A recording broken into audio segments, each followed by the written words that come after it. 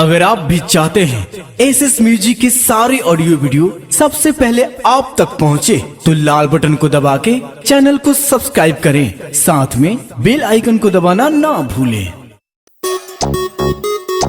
Presented by SS Music. Presented by SS Music. Presented by SS Music.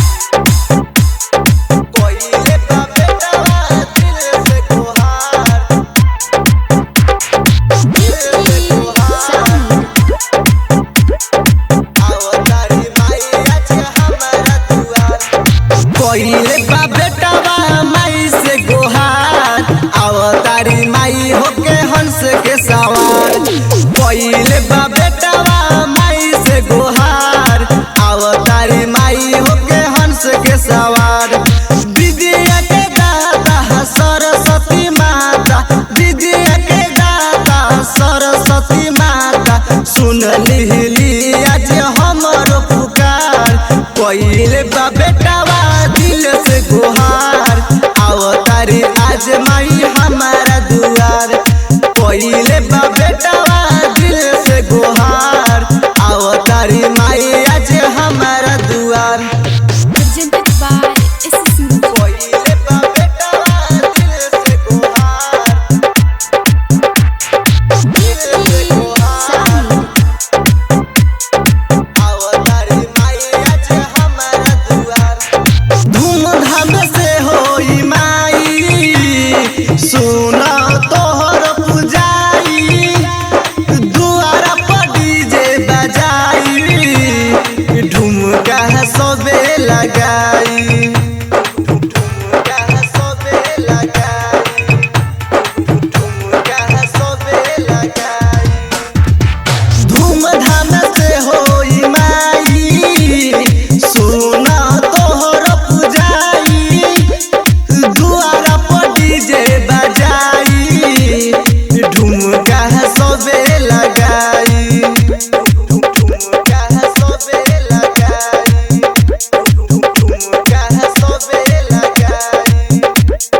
बरे जाई आज मोरा दुआर के शान, अवतारी होके माई हंस के सवार। बरे जाई आज मोरा दुआर के शान, अवतारी होके माई हंस के सवार। कोइले बा बेटावा दिल से पुकार, अवतारी आज माई हमारा दुआर। कोइले बा बेटावा दिल से गुहार, दिल से गुहार, अवतारी माई आज हमारा दुआर। साल भर से सुनी माई, आसरा हवानी लगाई, आइलू दुई चार दिन ला, दुख कैसे हम सुनाई, दुख कैसे हम सुनाई, दुख कैसे हम सुनाई। साल भर से सुनी माई, आसरा हवानी लगाई, आइलू दुई चार दिन ला, दुख कैसे हम सुनाई, दुख कैसे हम सुनाई, दुख कैसे हम सुनाई।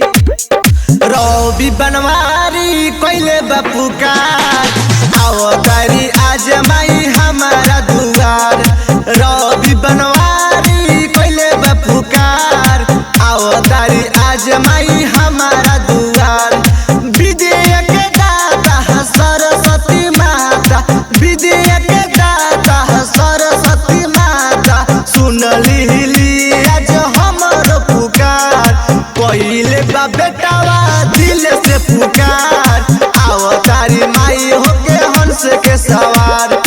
कोइले बा बेटावा दिल से पुकार, अवतारी होके माई हंस के सवार।